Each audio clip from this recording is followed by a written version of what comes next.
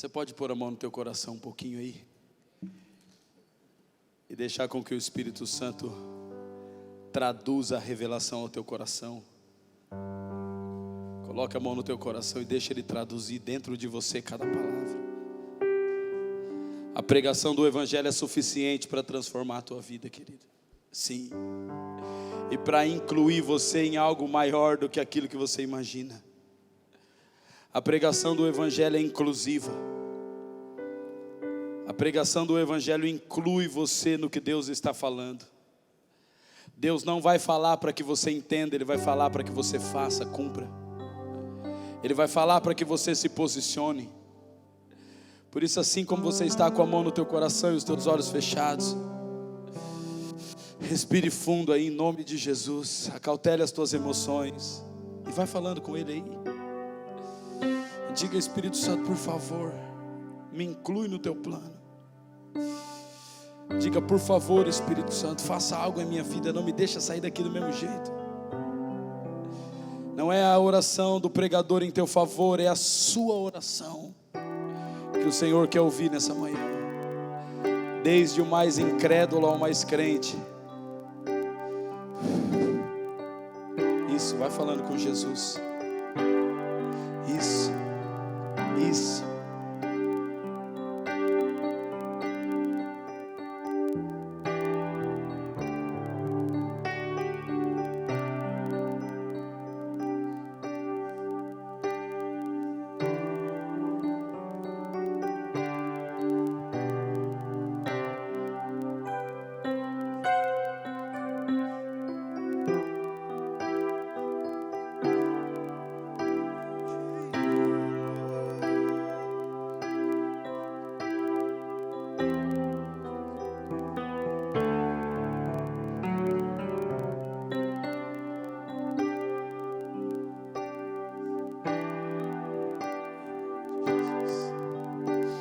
Amém, queridos.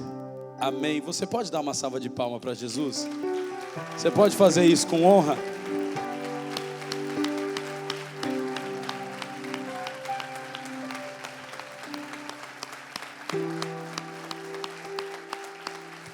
Porque Ele é digno. E é verdade que tudo que Ele fala nos movimenta. A profecia, ela é como um vento. Na medida que ela é liberada, ela nos movimenta. Para quê? Para nos incluir, nos posicionar no que Ele quer que a gente faça. Por isso eu quero pedir para você agora, em nome de Jesus, não se distraia. Não se movimenta, são poucos minutos que você tem pela frente, você não precisa se movimentar. Espere um pouquinho e abra o teu coração para que Jesus possa ministrar com profundidade o seu ser. Ontem nós tivemos aqui uma reunião de pastores e foi um tempo profundo de revelação do nosso coração aos ministros, aqueles que presidem a igreja do Senhor Jesus. E uma das coisas que me marcou na manhã de ontem foi o Espírito Santo dizendo para mim, para nós, a forma que nós traduzimos as Escrituras, a maneira que a gente ouve e a maneira que a gente traduz, não interpreta, traduz ela. Você pode estar lendo a Bíblia e traduzindo ela no contexto individual, coletivo, pessoal da sua vida. Então você lê lá: o Senhor é meu pastor e nada me faltará. E você traduz aquilo para a tua vida: sim, se o Senhor é meu pastor, nada vai me faltar, aleluia. Aquilo edifica a sua fé. Você pode traduzir aquilo na linguagem coletiva e você vai pensar: sim, o Senhor é o pastor da igreja e todo aquele que está no Senhor não vai ter falta de nada. Mas esses são dias, querido, que nós precisamos traduzir aquilo que nós ouvimos para o discernimento do tempo. Tudo aquilo que nós estamos lendo e ouvindo acerca das Escrituras precisa ser traduzido também de maneira profética. Não só de maneira pessoal para edificação, não só de maneira coletiva para proclamação, mas de maneira profética para o discernimento. A gente precisa olhar para as Escrituras e entender o que ela está dizendo acerca dessa era. Não o que aconteceu com Jonas na barriga do peixe, não o que aconteceu com Daniel na cova dos leões, mas o que aquilo tipifica acerca dos dias de hoje, na nossa geração. Não para a minha vida pessoal somente, não só para a igreja, mas também para o que Deus está fazendo nesses dias. Irmãos, o que você vai ouvir hoje aqui nessa manhã é um segredo que pode revolucionar a tua vida. Um segredo não, um mistério. Porque a Bíblia, ela não tem segredos porque segredo é aquilo que a gente não pode descobrir, ou não pode revelar. A Bíblia tem mistérios. Por quê? Porque ela quer ser encontrada. Ela quer revelar, ela quer que você encontre. E por que alguns entendem mais do que os outros? Porque tem mais ânsia do que o outro. Tem mais fome, mais interesse. A revelação da palavra de Deus vem para você na medida que você o deseja. Se você lê a Bíblia e fala, ai meu Deus do céu, eu sou crente, o pastor falou que quem não lê a Bíblia vai para o inferno, tem que ler. Aí você não vai entender, irmão, esquece. Vai assistir Netflix. É difícil demais. Por quê? Porque isso é um livro que tem cheiro, tem gosto, tem toque. Isso aqui é um livro que dá choque, irmão, se você encostar nele de qualquer jeito. A Bíblia é um livro tão vivo, que você lê a mesma coisa todo dia, fala com você de forma diferente. E como que pode uma coisa dessa? Você vai lendo um dia, mas onde foi uma coisa? Esses dias eu ministrei alguns dias sobre a parábola das 10 virgens. E teve um irmão que falou, apóstolo, eu já li esse texto, faz 15 anos que eu li esse texto, eu não ouvi dessa maneira. Aí eu falei, porque ela é viva, ela se movimenta. Não é porque um é melhor do que o outro, não é porque um teve mais interesse do que o outro. Irmão, se você ler a Bíblia, ouça isso, com o interesse do seu coração em descobrir, você vai descobrir. Só que tem um problema grave. Pronto, estava demorando. Tem um problema grave. Porque se você ler as Escrituras e ela for revelada a você, você começa a ficar apaixonado por ela.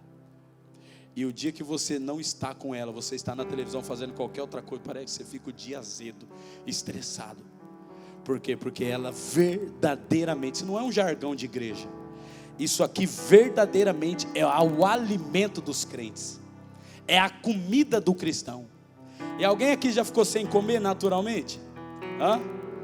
Pelo menos eu, quando fico de jejum, fico sem comer, fico estressado. Acho que é só eu, né? Ou não?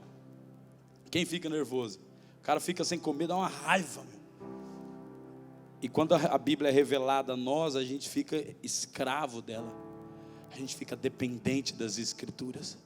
Por quê? Porque ela é um abismo sem fim. Você vai entrando e vai entrando e vai entrando e vai entrando e vai entrando, e ela nunca acaba. Eu já li a Bíblia toda, de capa a capa, mais de 17 vezes. Já escrevemos ela 2 vezes inteira, e nós estamos resumindo agora a 3ª vez. E eu digo uma coisa com propriedade para você: parece que a gente nunca leu, parece que é tudo novo, é tudo novidade. Mas por que isso acontece para alguns e para outros não? Talvez você que está aqui me ouvindo fale assim, nossa pastor, eu fico até constrangido, porque nem a Bíblia eu não leio, quando eu leio não entendo nada. É porque falta uma coisa, um mistério. Sabe qual é o mistério? O desejo. É você entrar nessa intimidade aqui e falar, ai, eu quero conhecer a Deus aqui, eu quero entender o que Ele está falando comigo, eu quero entender o que Ele está falando com a minha vida, eu quero entender o que Ele está falando com a minha geração. E essa ânsia começa a tuc, tuc, tuc, tuc. Salta as Escrituras dentro de você. E por que eu estou dizendo isso antes de entrar na palavra? Porque, querido, com muito amor, carinho e delicadeza eu te digo, todo aquele que se diz cristão e não estiver agarrado nas Escrituras, não vai conseguir entender para onde o reino está indo. É como se uma manada estivesse correndo e separado no meio. O que está acontecendo aqui? Você não vai conseguir entender. Por isso, com muito amor, eu estou apelando à igreja do Senhor Jesus da minha geração. Vamos retornar à prática do amor às Escrituras. Vamos retornar à prática da ânsia. Eu lembro a minha conversão. Logo após a minha conversão, eu li a Bíblia inteira em 41 dias. E alguns dias eu ia almoçar com o prato aqui e a Bíblia aqui. E eu lia em voz alta. E a minha mãe sentou para almoçar comigo. Ela, moleque, para com essa Bíblia, que eu não tô, pelo menos na hora do almoço. Aí eu peguei a Bíblia no prato, fui para o quarto, e lendo a Bíblia, almoçando, e recitando, e decorando, e aquilo eu posso dizer para você com clareza, é o que me sustenta hoje, é o que hoje me faz estar todos os dias lendo, resumindo, escrevendo e decorando, do mesmo jeito. E nos dias da adversidade, foi ela que me sustentou. Houve dias de adversidade, irmão, que eu não tinha pastor para ligar, que eu não tinha amigo para contar, que eu não tinha ninguém para agarrar, mas uma coisa me pôs de pé, era recitar os textos que eu tinha decorado, era andar pelo meu quarto recitando o Salmo 91, recitando Gálatas capítulo 2, versículo 20, recitando os textos das escrituras que marcaram a minha vida. E o que vai sustentar você no dia da adversidade? A pandemia provou para a gente, meus irmãos, no começo da pandemia, a pandemia provou para a gente que todo cristão precisa se responsabilizar pela sua edificação da fé. Cada cristão particular. É tempo da gente emancipar os crentes, irmãos. Eu já fui da época que os pastores e ministros precisavam condicionar cada indivíduo a si mesmo ou a eclésia para que eles pudessem crescer. E os irmãos tinham que estar na igreja todo dia para ser crente. Então na segunda tinha reunião de oração, na terça tinha escola dominical, na quarta tinha culto, na quinta libertação, na sexta culto da prosperidade, no sábado culto de jovem, no domingo culto da família, e não tinha nem um dia da semana para o crente poder ser crente no mundo, porque ele estava todo dia dentro da igreja. E se ele faltasse um culto, o pastor ligava: irmão, cuidado, você vai desviar. E se ele ficasse uma semana sem ir na igreja, irmão, cuidado com o diabo, vem para a igreja. Por quê? Porque nós fomos condicionados a entender que estarmos somente juntos é suficiente para a edificação da nossa fé, mas não, porque nos últimos dias, nos dias da grande perseguição, nos dias de dificuldade, pandemia, tribulação, o que for, o que vai levar em conta é o que cada indivíduo tem de suporte na fé. É quando você estiver indo para a congregação, estiver uma perseguição, ou estiver qualquer tipo de tribulação, você tiver que fazer a rota, e nem voltar para sua casa você vai poder, você vai ter que ir para a casa de alguém se esconder, e aí? Como vai estar a tua fé? Baseada no que, ai meu Deus, o pastor não me atende para orar por mim, eu vou morrer. Não. Eu quero dizer uma coisa para você, meu irmão, se você tiver uma Bíblia, qualquer lugar que você estiver, você vai manter-se cheio do Espírito Santo. Qualquer lugar. E isso é tão poderoso que não nos excusa da responsabilidade de congregar. Aí alguns pastores falam: cara, eu não posso nem falar que o crente tem que ser crente na casa dele, que senão tem uns que vai achar que não precisa ir para a igreja. Impossível. Impossível. Eu estou falando de o crente ser crente na casa dele. Qualquer cristão que em casa tiver uma vida, irmão, por favor, ouça isso. Qualquer cristão que em casa tiver uma vida com o Espírito Santo e ler a Bíblia, a primeira coisa que ele vai querer é estar na congregação, é estar no corpo. É a primeira coisa. Nós não temos que combater os irmãos que querem ficar em casa. Nós temos que chamar esses irmãos para ler a Bíblia e orar. Eles vão querer correr para estar no meio da congregação. Esse cara, eu quero estar no meio do corpo, eu quero estar na coletividade, eu quero estar com os meus irmãos, eu quero orar uns pelos outros, sentir esse... Ai, que delícia! Gostoso demais, não é, gente? A gente está no meio do Pentecoste, da bagunça santa, e um profetiza, enquanto o outro chora, o outro está rindo ali, o outro está chorando ali, o outro está se arrependendo ali, e ali tem um incrédulo se convertendo, e ali tem um crente aí do Espírito Santo. Meu Deus do céu! Qualquer cristão que estiver dentro da sua casa, lendo a Bíblia e orando, vai ansiar pela coletividade, vai ansiar em estar conectado com o corpo. Por quê? Porque Jesus não vai vir buscar um crente, Jesus vai vir buscar um corpo, uma noiva. E qualquer homem e mulher que não estiver conectado, ligado, unido com o seu irmão, sinto muito, não tem acesso ao arrebatamento. Porque Jesus vem buscar um corpo. Por isso que estar na coletividade, congregar, é indispensável para o crescimento da sua fé, mas a sustentação dela é responsabilidade sua. é de suma responsabilidade sua. Então, no nome de Jesus, retorne a um desejo, a um sentimento pela Bíblia. Estou apelando a alguém aqui. Estou apelando a alguém aqui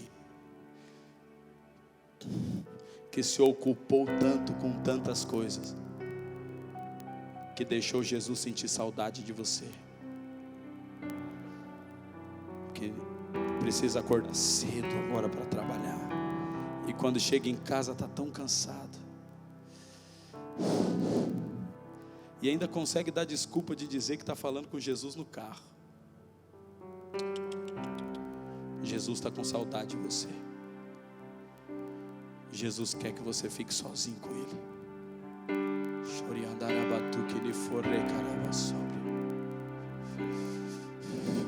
Meu Deus do céu. Alguém aqui nessa manhã está andando em círculo porque não sabe para onde ir. É só você voltar a ler a Bíblia, diz o Senhor. É só você voltar a ler as Escrituras, ela vai mostrar com clareza o caminho para você. É só você voltar.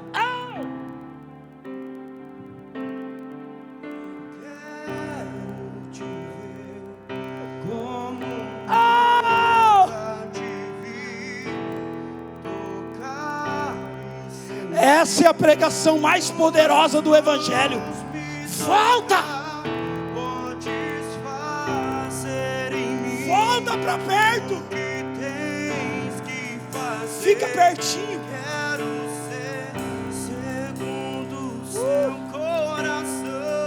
Aquele que habita no esconderijo do Altíssimo, à sombra do Onipotente descansará.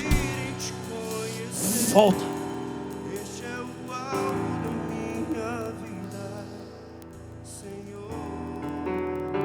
O recado está dado, vamos lá?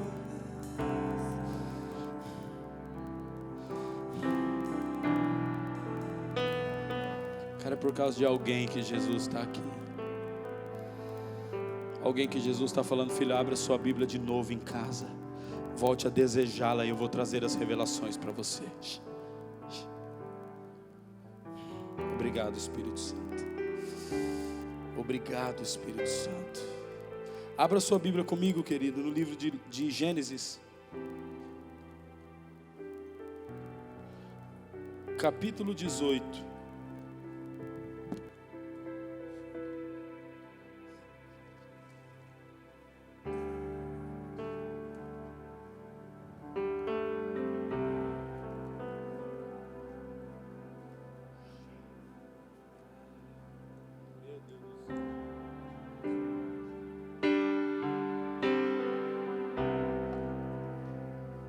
Gênesis capítulo 18, em seguida nós vamos voltar algumas páginas aí.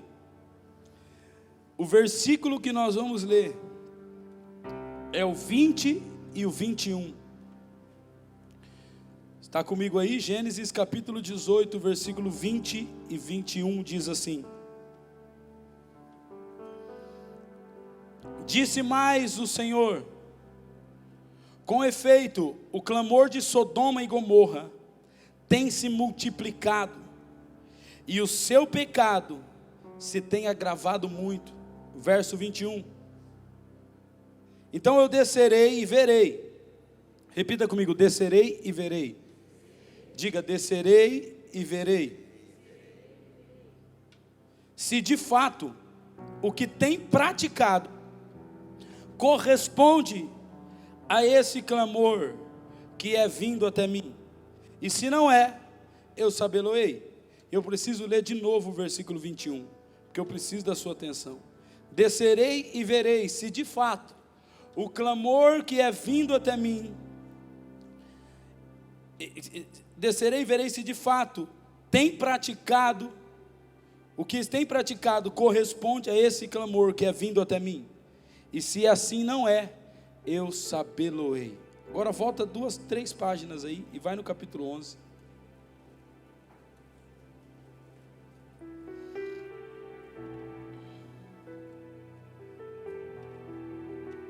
Obrigado, Senhor.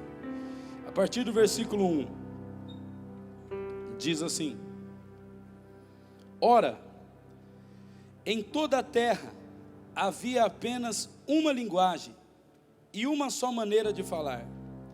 Sucedeu que, partindo eles do Oriente, deram com uma planície na terra de Sinar e habitaram ali. Versículo 3. E disseram uns aos outros: vinde, façamos tijolos e queimemo-los bem. Os tijolos servirão-lhes de pedra e o betume de argamassa. Disseram: vinde e edifiquemo-nos para nós uma cidade e uma torre, cujo topo chegue até os céus, e tornemos célebre o nosso nome, para que não sejamos espalhados por toda a terra. Versículo 5. Então desceu o Senhor para ver a cidade e a torre que os filhos dos homens edificavam. E o Senhor disse: eis que o povo é um, e todos têm a mesma linguagem. Isto é apenas o começo, agora não haverá restrição em tudo que intentam fazer. Versículo 7 diz, e eu quero que você ponha atenção aí: vinde, desçamos e façamos o quê? Confundamos ali a sua linguagem, para que um não entenda a linguagem do outro, de sorte que o Senhor dispersou dali pela superfície da terra, e cessaram de edificar a cidade. Até aí. Obrigado, Espírito, pela tua palavra. Regenera as nossas mentes e santifica a nossa vida, mediante a sua palavra, em nome de Jesus, amém. Irmãos, para que nós possamos entender o que Deus está fazendo na nossa vida hoje, na nossa geração hoje, é explicitamente necessário que a gente entenda o princípio de todas as coisas. Por que é que houve tanta guerra, tanta discussão informativa, teológica, de conhecimento da ciência e disso, para tentar roubar a essência da criação de todas as coisas? Não, porque o homem veio do macaco, não veio da mãe Joana, não veio do Big Bang, do Big Boss. Nesses dias já está ficando mais claro, porque a ciência teve que dar um passo para trás, porque tem coisa que não dá para explicar, tem coisa que a ciência não vai compreender. Então, hoje em dia, essa discussão e esse critério já não é mais tão forte como nos dias passados, mas houve uma guerra muito forte, para que a essência do princípio de todas as coisas fosse roubada. Por quê? Porque se você entender da onde você veio, como você foi formado, você entende por que você existe e para onde você está indo. Então, se rouba o princípio, não entende o final. Posso ouvir um amém? Se rouba o princípio, não entende o processo. Posso ouvir um amém? Então, hoje nós precisamos priorizar o Gênesis, priorizar o livro do princípio de todas as coisas, e saber como foi instituído o princípio de toda a humanidade. Por quê? Porque da mesma maneira que começa, é o jeito que termina. E nós hoje, na nossa vida pessoal, precisamos ter o apreço, olhe, de se atentar para o Gênesis de todas as coisas. Sabe que algumas pessoas estão perdidas? Porque precisa parar e lembrar de quando tudo começou. Precisa lembrar das palavras que recebeu lá no começo. Às vezes a gente precisa parar e lembrar do primeiro fogo, do primeiro amor, das primeiras profecias. A gente precisa parar para pensar o dia que a gente foi batizado com o Espírito Santo. Aquele culto que a gente olha e fala: nossa, mas era tão bom, que saudade daquele tempo. E a gente não consegue ir para frente porque a gente está preso lá atrás. Irmãos, passado só serve para referenciar o futuro, mais nada, meu irmão. O passado só serve para você olhar, pegar as referências e olhar para frente. Quem fica olhando para trás fica parado no tempo.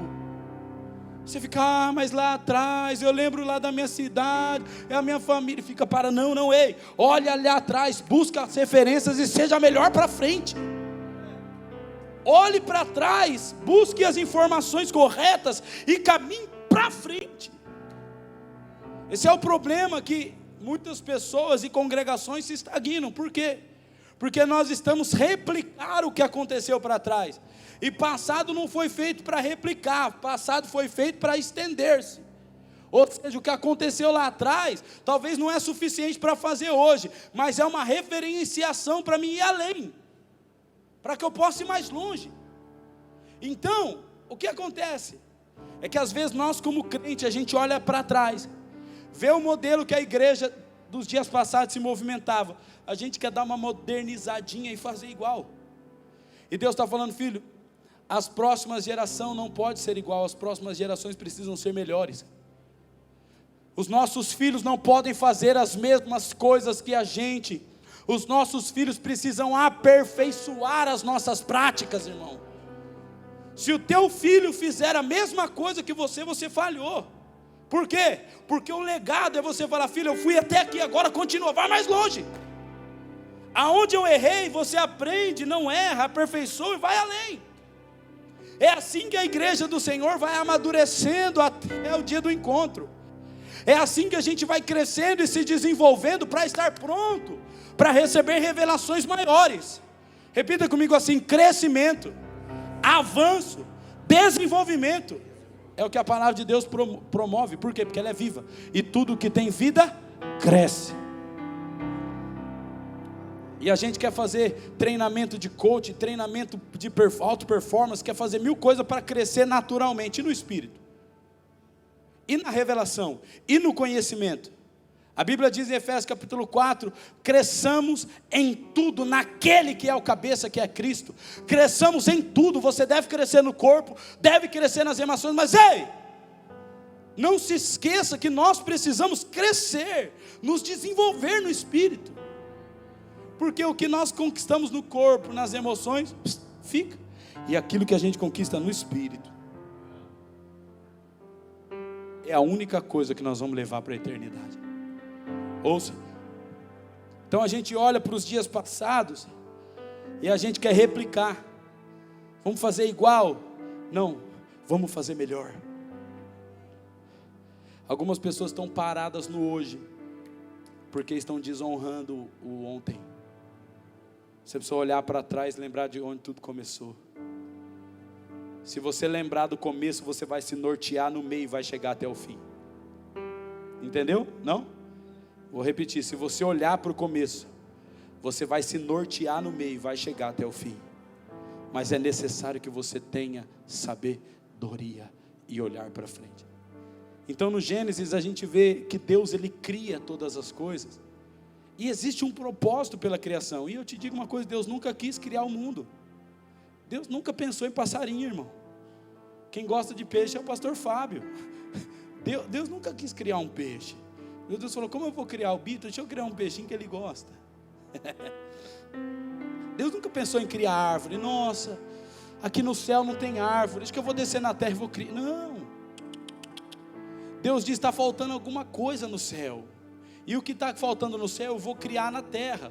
Por quê? Porque o ambiente do céu não reproduz a minha imagem. Então eu vou descer na terra e eu vou criar um ser que seja a minha imagem, a minha semelhança e que promova comigo intimidade. Foi o desejo de Deus. Aí Deus, a Bíblia diz que Deus desce na terra. A terra era sem forma e vazia, porém o Espírito de Deus parava sobre a face do abismo. E Deus para e pensa, fala, mas espera aí, mas para mim criar o homem, eu preciso criar um ambiente para ele habitar. Não tem como eu criar o homem, e aí? Não. Então Deus começa a criar e arquitetar todo o universo de forma imensurável. E se você gastar todos os dias da sua vida para entender o universo, você não vai entender nada. Você vai acabar o fim do... Fala, eu estudei, ainda existe o infinito. Outro dia eu estava vendo um vídeo falando dos universos, das galáxias, dos planetas. Eu falei, meu Deus do céu, isso não deve ser possível. Trilhões e trilhões e trilhões. Vai estudar todos. Então, Deus arquiteta a imensidão do universo e depois Ele cria o propósito. Ele faz o homem.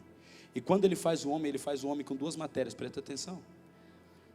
Deus se abaixa e Ele diz que Ele mesmo com as próprias mãos, Ele começa a formar o homem do pó da terra. Depois de formar o homem do pó da terra, Deus sopra sobre ele a sua própria vida, a essência, o fôlego da vida. O homem passa a ser alma vivente. A partir do momento que o homem passa a ser alma vivente, ele começa a desenvolver um relacionamento com o Abba, a desenvolver uma intimidade com o Pai. Irmãos, e Deus nunca quis que o homem trabalhasse. Deus sempre quis que o homem adorasse. Deixa eu falar uma coisa para alguém aqui. Por isso que Deus planta um jardim que produzia sozinho. Deus dá a terra que produzia sozinho, Robson. O homem não precisava plantar, não precisava cultivar, não tinha espinho, não tinha erva daninha. Aí o pé de maçã nascia e dava maçã. As árvores frutíferas nasciam e davam sozinho. E o homem tinha que cultivar e guardar o jardim. Ouça, a Bíblia não diz que o homem tinha que cultivar e guardar a lavoura. Ele não foi chamado para trabalhar de agricultor. Ele não tinha que cultivar e guardar o espaço da lavoura. Ele foi chamado para cultivar e guardar o ambiente do jardim. Por quê? Porque o homem foi criado fora do jardim. E a partir do momento que o homem foi criado, Deus pegou o homem e Deus colocou o homem dentro do jardim e falou: agora cultive esse ambiente, agora guarde esse ambiente. A intenção de Deus não era que o homem guardasse, lavrasse a terra. A intenção de Deus era que o homem permanecesse no ambiente do relacionamento e da adoração. Por favor, ouça isso. Por favor. E o homem estava todos os dias naquele ambiente, desfrutando da presença, cultivando e guardando o relacionamento. A palavra cultivar e guardar está relacionada a adorar e interceder. Ou seja, enquanto o homem estava posicionado no jardim, ele era um intercessor. Por quê? Porque ele era a conexão entre céu e terra. Ele tinha as duas naturezas. Enquanto ele estava lá no jardim, somente de estar, pega esse segredo no teu coração, somente de estar no jardim, ele estava adorando. Pastor, mas eu não sei cantar. Nem eu fui ministro de louvor 2 anos.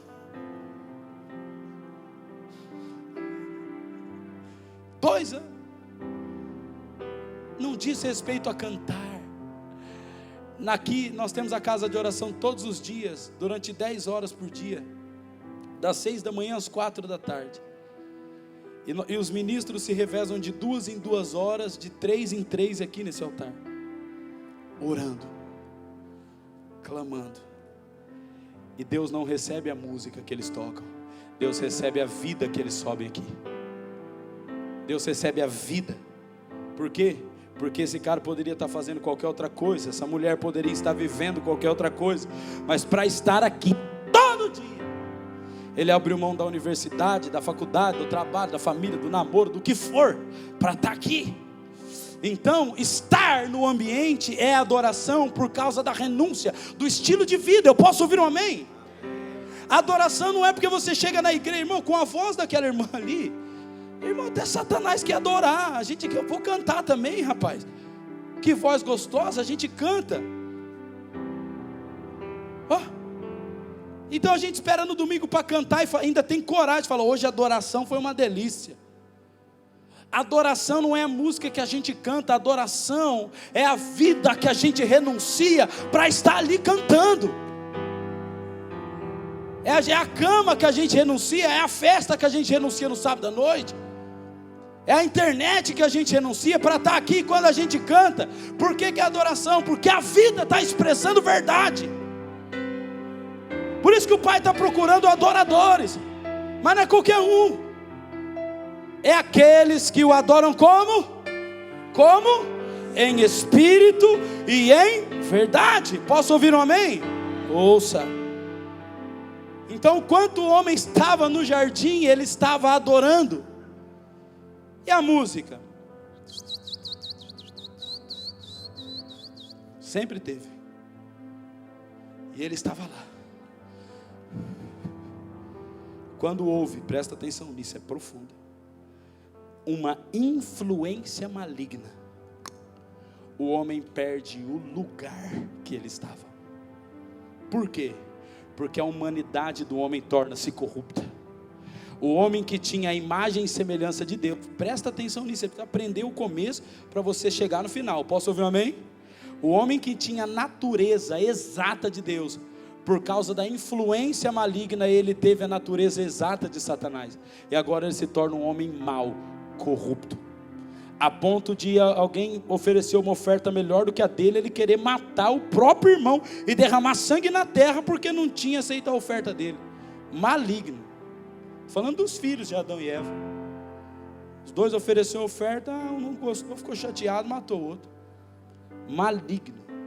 A mesma expressão do coração de Satanás impregna na identidade do homem. Deus se entristece.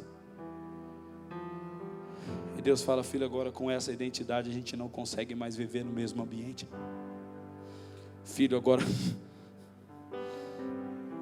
por causa da corrupção a gente não consegue mais viver. Alguém aqui já está pegando, já está entendendo? Por causa da influência maligna, nós não podemos mais permanecer no mesmo ambiente. Cuidado, ouça, olha aqui para mim, eu quero dizer para todos: cuidado, porque aquilo que te influencia te molda. Cuidado, porque aquilo que te influencia te molda. Isso é tão forte hoje em dia que se tornou até uma profissão chamada influencer. E qual que é a profissão do influencer? Fazer os outros consumir o que ele consome, fazer os outros viver o que ele vive, comprar o que ele compra, comer o que ele come. Isso é tão forte, irmãos, que tudo que te influencia te molda. Por isso você precisa procurar influências santas. Por isso que o apóstolo Paulo bateu no peito e falou: ei, olha para mim e me imita. Por quê? Porque eu sei que se você olhar para mim, eu vou influenciar a tua vida a ser semelhante a Cristo, porque eu estou olhando para Ele. Posso ouvir um amém? O problema não foi a fruta que ele comeu, o problema foi para a influência que ele cedeu. A partir do momento que Eva cedeu a influência, ela já tinha caído. O comer o fruto foi só a consequência da influência que ele recebeu. Alguém está entendendo? Por favor, jovens, escutem isso. Você que é solteiro, escute isso. Alguém solteiro precisa tirar da cabeça, irmão. Faz assim, ó, os solteiros jovens, assim, ó. Tira da cabeça a influência de Hollywood, irmão. Por favor. Tira a influência da cabeça das novelas da Globo. Que o casamento tem que ser lindo, é tudo tão bonito, é tudo tão romântico. Se não me agradar, não está bem. E o final é sempre feliz. Não é. A vida é grossa, irmão. Tem rala, tem discussão. A gente não casa com o príncipe encantado para ser feliz. Já parou para pensar que os filmes de Hollywood não mostram nem um casamento feio? Os casamentos é tudo bonito. E o final é sempre feliz. Vai cauterizando o nosso coração pela verdade, influenciando a gente a um ilusionismo que a gente tem que casar para ser feliz e viver felizes para sempre. Não, irmão. O importante não é você viver feliz para sempre, não. O importante é você viver junto para sempre. O importante é você estar arraigado para sempre. Fala, cara, de qualquer jeito nós vamos chegar até o final junto. Tá difícil, mas nós vamos chegar junto. Nós não estamos se entendendo, mas nós vamos chegar junto. Nós estamos desgostosos, mas vai chegar junto. O importante não é final feliz, é final junto. Posso ouvir um amém, querido? E a felicidade, pelo amor de Deus, irmão, a felicidade é imensurável. Quando a gente ouvir o toque, a felicidade é para sempre. A felicidade é imensurável. Outro dia eu estava viajando e eu cheguei quinta-feira, vim ali para o meu lugar de oração, falei, nossa, esse é o melhor lugar do mundo. Aí eu falei, nossa, sabe qual que é o melhor lugar do mundo? É aquele que você está fora do mundo. É o melhor lugar do mundo. O melhor lugar do mundo é ficar fora do mundo. É quando você entra no lugar e sai do mundo. É o melhor lugar do mundo para estar. Imagina a eternidade.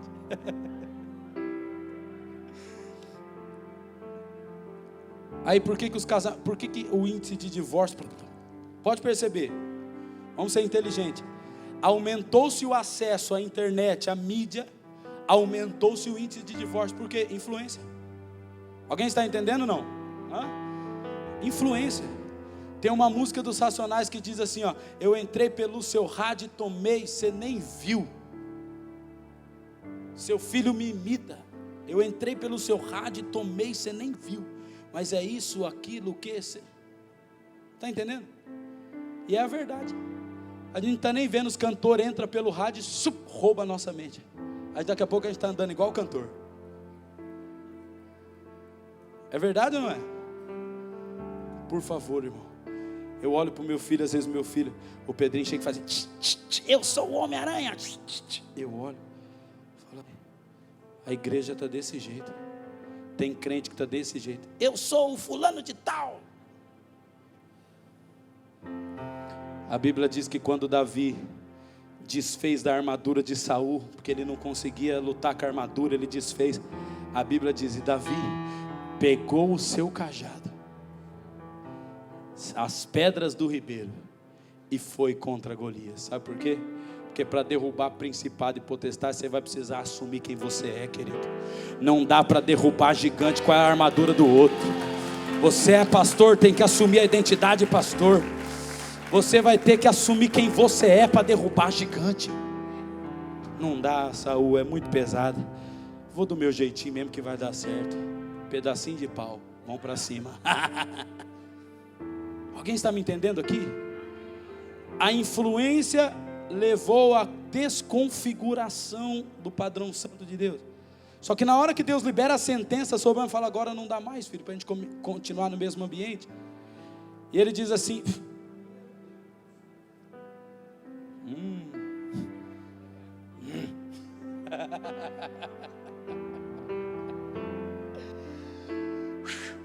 ele diz assim, filho, eu vou ter que tirar você do jardim, porque a gente não consegue continuar mais. É que a gente lê a Bíblia dentro da nossa humanidade, né? Então a gente acha que Deus ficou irado.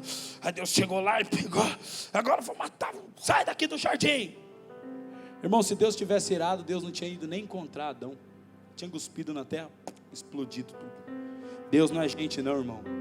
Não traduza o mover de Deus dentro da sua maldade, dentro da sua humanidade. Não traduza a presença de Deus dentro da sua corrupção. Tente ver Deus como Ele é. Deus se entristece porque não tinha mais o relacionamento. Ele vai com o cordeiro sacrificado na mão, sangue derramado. Por isso Ele pôde entrar diante de Adão. E Ele diz, Adão, eu vou vestir você aqui para que você não morra.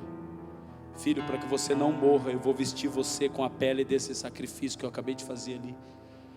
Já morreu, o inocente já morreu para você poder permanecer vivo. Presta atenção numa coisa, você vai entender por que o sacrifício de Abel e de Adão foi aceito e não. Porque a gente, não é porque um ofereceu mais bonito. Não. Presta atenção, irmão.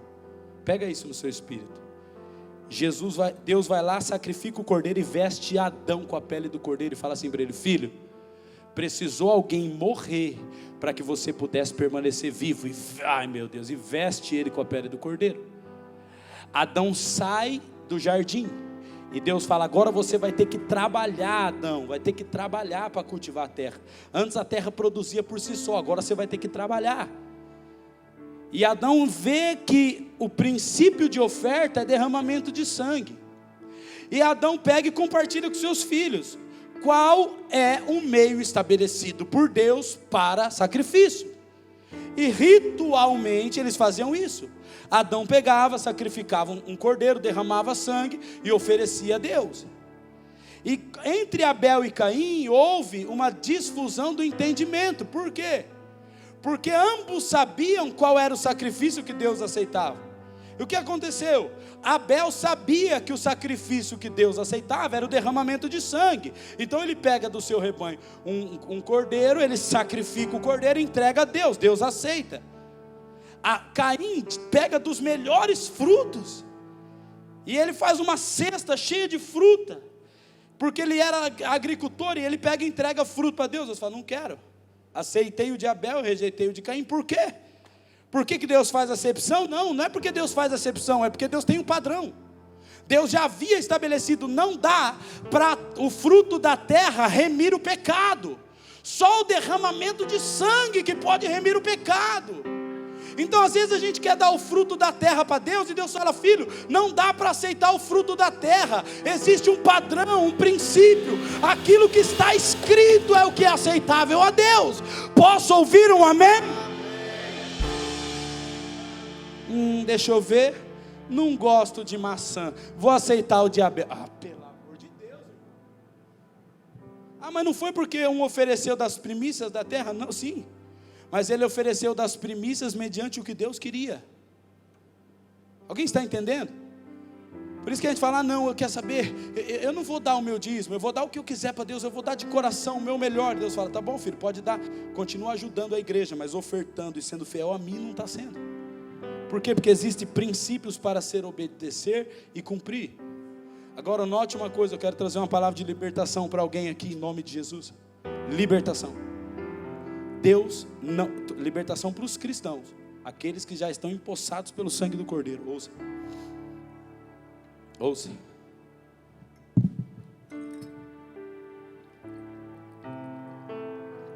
Agora eu entendi. Vou falar porque que alguns cristãos estão quase divorciando, rachando o casamento. Sabe por quê? Porque está trabalhando e não era para trabalhar. Deus não criou o homem para trabalhar. Trabalho é consequência da maldição. Trabalho é consequência do pecado.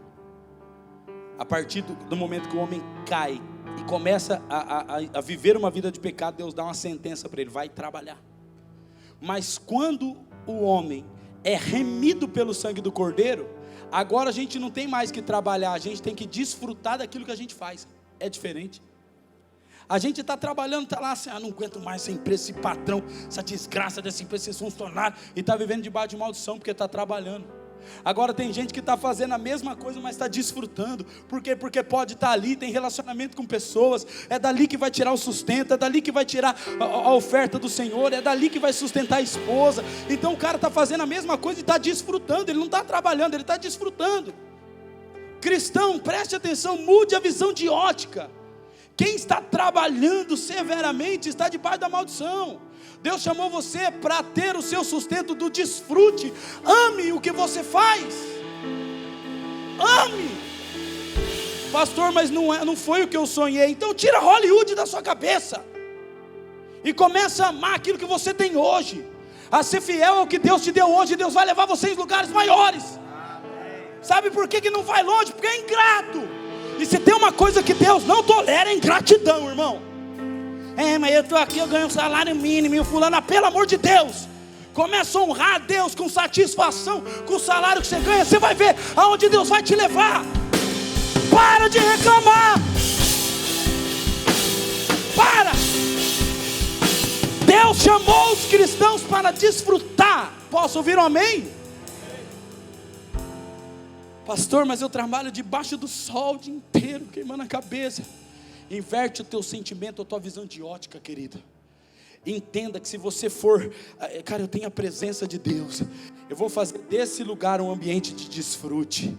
Eu vou me relacionar com pessoas, eu vou desfrutar do meu salário. É pouquinho, mas eu honro a Deus com ele. Deus olha e fala: filho, eu não vou deixar você no pouco, eu vou te colocar no muito. Tem gente querendo muito, mas não é fiel no pouco, irmão. Pelo amor de Deus, não chega em lugar nenhum. Por quê? Porque é ingrato. Você entendeu que o trabalho Deus não deu para os crentes, porque Deus não quer ver crente aflito, angustiado. Deus quer ver os cristãos desfrutando, irmão. Deus quer ver os cristãos prosperando. E Deus faz isso a partir de um sentimento, o coração. Posso ouvir um amém? Aí você vê que no longo, depois disso, o padrão de sacrifício fica explícito. Deus diz: não tem como relacionar-se comigo me dando fruto da terra. A única coisa que vai dar acesso para que você se relacione comigo de novo é aquilo que vai vir do céu. Aí vendo. Aí Deus estabelece um tabernáculo. O mesmo ritual que ele ensinou para Adão, ele ensina para o sacerdote. Tem que matar um cordeiro e derramar sangue. Aí Deus estabelece um templo através de Davi, que deixou para Salomão. Ele fala: mesmo princípio que eu ensinei para Adão. E outra, nós como ministros do evangelho, os pastores, líderes, aprende isso, por favor, irmão. Deus estabeleceu o sacrifício de sangue no tabernáculo, não foi? Deus estabeleceu o sacrifício de sangue no templo, não foi? Por quê? Porque primeiro ele tinha feito. Ele foi lá com a mãozinha dele, pegou o cordeiro, derramou o sangue, falou: vocês viram como faz? Então agora eu tenho autoridade para delegar para vocês fazerem também. Posso ouvir um amém?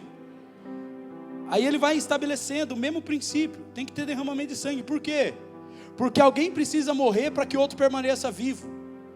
Irmão, se tem crente cristão que está morrendo na fé, que está naufragando na fé, é porque não está desfrutando do sangue do cordeiro que já foi morto e imolado por você. E é tão profundo isso, que Isaías 53, ele diz assim: ele foi moído, ele foi ferido, ele foi enfermo pelas nossas pisaduras, pelas suas pisaduras nós fomos sarados, e o castigo que hoje nos traz paz estava sobre ele. Pastor, eu não tenho paz. Não está debaixo do sangue, não está. Pastor, mas a minha vida é só guerra. Mas pode cair 1000 do teu lado, 10.000 à tua direita, você não será atingido. Por quê? Porque o castigo que nos traz paz,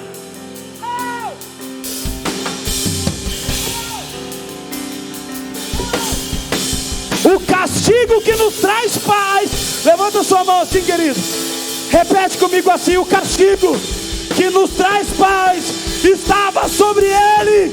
Aleluia! Dê uma salva de palmas para Jesus, querido.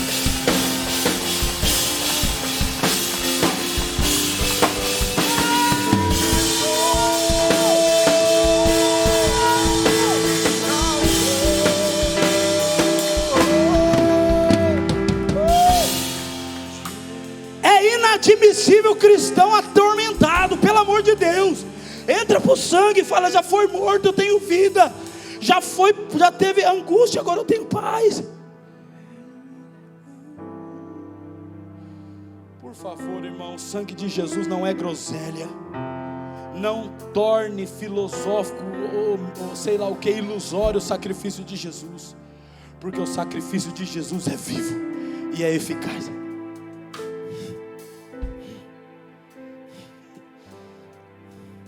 E quando Jesus morre na cruz, a primeira coisa que o Pai faz é dar um grito do céu. Ele dá um grito tão alto. O Pai dá um grito tão alto, que abala o mundo inteiro. A Bíblia diz que houve trevas. A Bíblia diz que houve terremoto.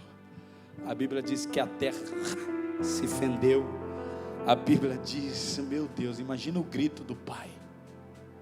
A Bíblia diz que o véu que separava o homem de Deus foi rasgado. É como se na hora que Jesus expirasse, o Pai tivesse dado um grito: ei, volta! Como se Deus tivesse dado um grito para o Adão, de dentro do jardim, falando: Adão, volta! É como se Deus dissesse para mim e para você: ei, volta, fica pertinho. Por quê? Porque o sangue já foi derramado. Você pode entrar de novo, você pode ficar pertinho de novo. Volta a cultivar, volta a guardar. Vem pra mim.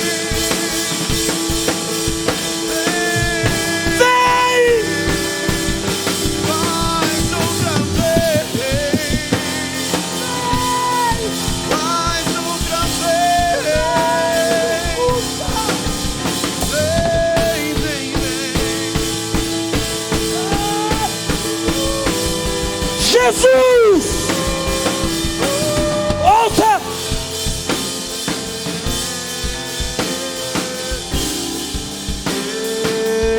O grito do Pai abalou o mundo por causa de mim e de você. É inadmissível que hoje, cristão, você viva trabalhando, priorizando o trabalho do que o jardim. É inadmissível. Pastor, mas se eu trabalhar eu não como, então deixa de comer. Mas volta para a intimidade. Pastor, mas se eu não comer eu vou morar na rua. Não vai não, vem aqui, ó. Quem tem um quarto sobrando em casa, irmão? Eu tenho, então vai lá, mora com esse irmão aqui, outro com esse irmão aqui. O que importa não é a tua felicidade, o que importa é a tua vida. É o propósito pela qual você existe. E a partir do alinhamento com o propósito, Deus vai levar você a lugares grandes. Sim. Mas querido, Jesus bradou na cruz, o Pai bradou no mundo, para que eu e você pudéssemos voltar. Deixa eu te falar o que nós lemos em Gênesis capítulo 11, nós vemos o que eu e você vivemos hoje, todo ser humano, repita comigo, todos, diga todos, desde quando Adão perdeu o jardim, existe uma síndrome que toda criança tem quando nasce, chama síndrome de luto. Toda criança tem quando nasce essa síndrome. Por quê? Porque o homem caído, a natureza caída da criança não entende que ela está ganhando o mundo, ela entende que ela está perdendo o útero. É isso, professor? Ela entende. Eu tenho um professor ali que eu só olho para ele está certo, continua. Aí se ele fizer assim eu dou uma freada. Está tudo certo? Pode continuar. A criança entende, o sentimento é de perda, o primeiro sentimento é de perda. Por quê? Porque ela não entende, nossa, eu estou ganhando o mundo. Não, ela entende, eu estou perdendo o útero. Por quê? Porque esse sentimento foi a primeira síndrome dada ao homem. Quando Adão, ele não entende assim, nossa, eu estou ganhando o mundo, eu estou perdendo o jardim. A primeira síndrome que Adão recebe, a partir do pecado, é a síndrome de luto. E ele entende, eu estou perdendo o lugar onde eu não precisava plantar, onde eu não precisava fazer nada, onde eu só tinha que desfrutar. Ele perdeu, e desde então aquele buraco dessa síndrome vive dentro de todos, repita, todos, buscando e ansiando de volta aquele lugar de desfrute. E todo homem, entende? Dentro de si tem uma fagulha do Espírito, todos. Só que todo aquele que recebeu Jesus como Senhor e Salvador, ressuscitou e nasce de novo. Está vivo. Quem está vivo aí? Levanta sua mão. De verdade, irmão. Quem está vivo aí? Dá uma subiada.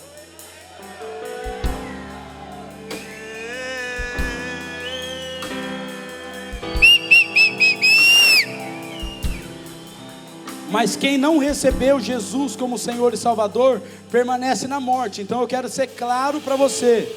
Teu pai, tua família, o teu vizinho que não é cristão, ele não vive, ele só existe.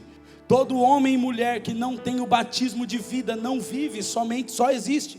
Só existe, está ali, porque foi criado, existe, mas não vive.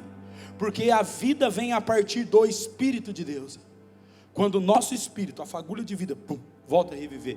Mas esse espírito, ouça, a natureza da carne, ela foi feita da onde? Alguém me ajuda? Da onde?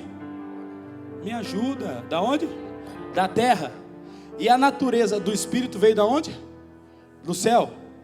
Então todo homem que só existe e ainda não foi salvo por Jesus Cristo, tem dentro de si uma busca, uma ânsia pelo lugar mais alto, pela eternidade. A Bíblia diz no livro de Eclesiastes capítulo 3 e versículo 11, que Deus pôs a eternidade dentro do ser humano. Ou seja, todo mundo tem a eternidade dentro de si. Então, deixa eu fazer você pensar. Se aquele satanista, incrédulo, macumbeiro, sei lá o que ele é, ele tem a eternidade, a fagulha do Espírito dentro dele, a eternidade dentro dele. O que move o ser humano é a ânsia pela eternidade. Então o ser humano não entende.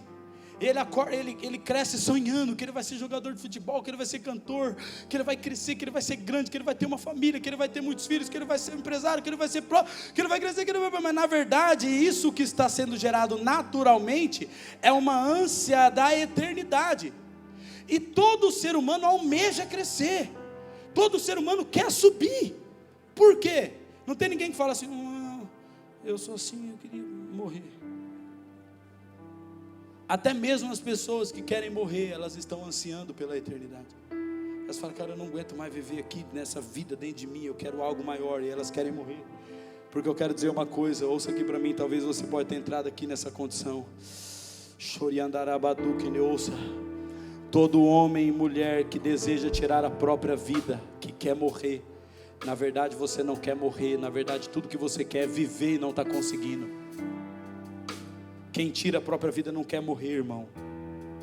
Quem tira a própria vida quer viver, mas não está conseguindo. Eu quero dizer para você que talvez não veio aqui, está em casa. Você pode viver porque Jesus Cristo deu a vida por você. Não procure mais a vida no fruto da terra. Olhe para o sacrifício do Cordeiro e você vai encontrar uma vida abundante nele. Todo mundo anseia, a ponto dos homens em Babel falar assim: pessoal, vamos se juntar aqui, vamos construir uma torre para nós, para a gente chegar em lugares altos e celebrar o nosso nome. Irmãos, é tão poderoso isso que eu vou te falar agora, irmão, é tão poderoso, que isso pode mudar a sua vida para sempre. A ânsia daqueles homens pelos lugares altos mexeu com a estrutura do céu. Deus se levanta do trono com o Filho e com o Espírito, coça a testa e fala: nós vamos precisar descer para ver o que eles estão fazendo. A ânsia que aqueles homens tinham por um lugar alto atraiu a presença de Deus para ver de perto o que eles estavam fazendo. Só que quando Deus chegou perto, ouça, quando Deus foi atraído, Deus viu que aqueles homens estavam edificando em favor de si mesmos. Aqueles homens estavam buscando os lugares altos em favor de si, preste atenção nisso. Aqueles homens estavam edificando uma torre para celebrar o próprio nome. Deus, o céu dá uma resposta, Deus desce e Deus confunde aqueles homens para que eles não cumpram o propósito de continuar buscando os lugares altos em favor de si mesmo. Deixa eu dizer uma coisa para você, querido, você que está aqui hoje nessa igreja, você que está inserido na fé cristã, você que está desejando, buscando, alguém aqui almeja a eternidade? Levanta sua mão, querido. Aleluia. Quem aqui está almejando a eternidade? Deixa eu dizer uma coisa para você, cuidado. Todo homem inserido num contexto cristão, que estiver buscando os lugares altos em favor de si mesmo, vai ter uma resposta do céu. O céu vai se manifestar em seu favor e confundir toda a sua vida. Por quê? Para que você não tenha agora a síndrome de Lúcifer, de querer ser como Deus. A motivação do coração está errada, a intenção do coração está errada. Eu vou para a igreja porque eu estou mal, eu quero ficar bem. Eu vou para a igreja para Deus me abençoar. Eu vou para a igreja para Deus mudar a minha vida. Eu vou na igreja para Deus me dar mais um pouquinho. Eu vou buscar Deus para Deus. Sabe por que não ora? Porque na hora que começa a orar, só expressa desejo para si mesmo. Deus fala: filho, não vou deixar você nem subir mais um pouquinho. Por quê? Porque o sentimento é egoísta. Porque a intenção é egoísta. Está buscando em favor de si mesmo. Aí o céu responde, fala: filho, fica confuso, fica aí embaixo mesmo, que se você subir mais um pouquinho, você vai querer ser como Lúcifer, tomar o meu lugar. Fica quietinho no seu lugar aí. Aí não cresce. Eu tenho experiência de 13 anos de ministério para te falar isso. É impressionante. Todo cristão que está fazendo campanha, buscando a Deus, orando para se beneficiar, desvia. Impressionante. O cara fica frio na fé, o cara senta, fica... Aí você olha para a vida dele, é uma confusão. O cara trabalha onde não quer, a família não dá certo, os filhos estão desviados. É uma bagunça. Por quê? Porque está ambicionando os lugares altos em favor de si mesmo. E o céu está bloqueando. Está falando: não vai não, filho. Não cresce não. Irmãos, o que é de pastor que eu já lidei? Pastor, mas parece que a minha igreja está doente, é só fofoca. Eu já entrei dentro de congregações para ministrar, irmão, que eu vou falar uma coisa para você. Parecia mais sinagoga de Satanás. Eu entrei uma vez numa igreja para pregar, lá no Brasil. Quando eu cheguei na igreja, o irmão me recebeu, o obreiro falou desse jeito para mim. Falou assim: pastor, você fica de olho nos irmãos, viu? Porque aqui é uma mania de profetada na carne só para difamar um outro. Aqui é uma coisa que ele vem falar em nome de Deus para difamar um outro, que é um absurdo. Você toma cuidado, viu? Já entrei falando: meu Deus, misericórdia. Quando eu chego na igreja, 20 membros, 20 irmãos, um querendo disputar com o outro, aquele ambiente de competição, de conversa, de mentira, de fofoca. Eu falei: meu Deus, por quê? Acabou a pregação, foi terrível. Foi o pior ambiente da minha vida. Fui conversar com o pastor. Pastor, tá difícil, rapaz. Já fiz de tudo para essa igreja crescer, ela não cresce. Pelo amor de Deus, cara, já fiz de tudo. Na frente da igreja tinha uma foto do pastor estampada. Fiz de tudo para essa igreja crescer. E eu olhei para a fachada da igreja e falei: pastor, acho que é por causa daquilo ali que a igreja não cresce. Ele falou: por causa da minha foto? Não, eu falei: por causa do seu ego. Ele olhou para mim, que será, pastor? Eu falei, eu era novo, eu tinha 21 anos de idade. Eu falei, pastor, eu acho que é por causa do seu ego.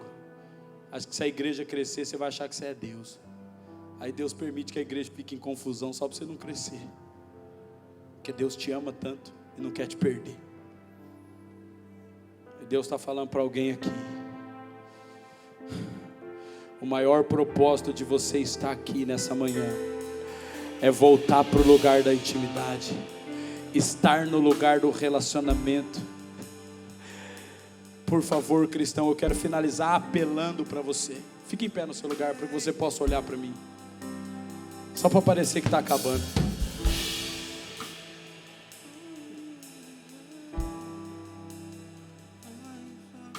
Eu preciso concluir. Ouça. O propósito de você está em... Por favor, querido, em nome de Jesus, quero declarar agora esse ambiente selado pelo Espírito Santo, para que você receba uma flechada do Espírito agora sobre a tua vida. Os irmãos que intercedem, comecem a interceder e orar junto comigo.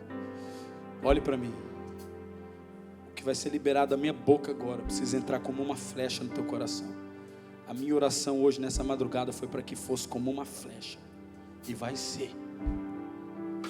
O propósito pela qual Jesus salvou você, inseriu você no cristianismo e você está aqui nessa manhã, não é para que Ele possa transformar a sua vida, é para que Ele possa matar a sua vida e te dar uma vida nova.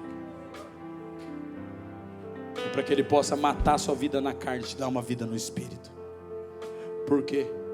Porque é somente na vida do Espírito que você pode voltar para o lugar da intimidade, voltar para o lugar do cultivo, cultivar o ambiente de relacionamento com Deus. Cristão, se você não ora, se você todos os dias não tem tempo para ficar a sós com a presença, se você não tem tempo para ficar com Jesus todos os dias, ouça, você está perdido no meio do caminho. Mas hoje nós estamos olhando para o começo para nortear o meio e dizer para você que no começo o Pai estabeleceu a palavra para que você pudesse andar com Ele, desfrutar dEle, se relacionar com Ele. Ouça! Ouça! Por favor, tira os olhos do altar, do palco, do ministério. Tira os olhos do serviço. Porque o Senhor nos chamou para estar com Ele. Sim. O jardim foi feito para que o homem não fizesse nada. O jardim foi feito para que o homem não fizesse nada. O jardim foi feito para que o homem não fizesse nada. Ouça, o jardim foi feito para que o homem desfrutasse. O jardim foi feito para que o homem estivesse na presença. Por favor, a igreja é o jardim de Deus. Então guarda o seu talento para você dentro da sua casa. Aqui é lugar de manifestação de intimidade. A igreja é lugar de manifestação de intimidade, de relacionamento. Então quando a gente sobe aqui não é para expressar o dom. A gente sobe aqui para expressar o que a gente está vivendo com Ele, na intimidade.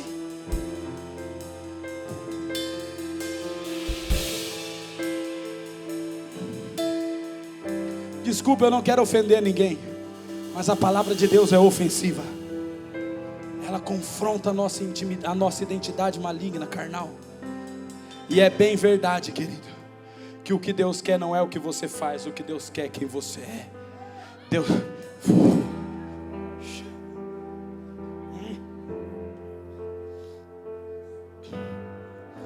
Olhando para o começo, a gente consegue se nortear no meio, nós vamos chegar no fim. Meu mano, sabe qual é o fim de todas as coisas? Vocês sabem qual é o fim, meu filho? É que nós vamos ouvir o grito de novo. O grito que diz: eis o noivo. E Ele vai entrar de braço dado com a gente, vai falar: Pai, nós estamos de volta para sempre. Esse é o fim de todas as coisas, querida. Esquece a rua de ouro, esquece o balancinho de cristal, esquece os contos de Nárnia, esquece. Nós vamos entrar diante do Pai e falar: nós ouvimos o teu grito na cruz do Calvário, nós ouvimos o teu grito na cruz, dizendo: volta, e nós estamos aqui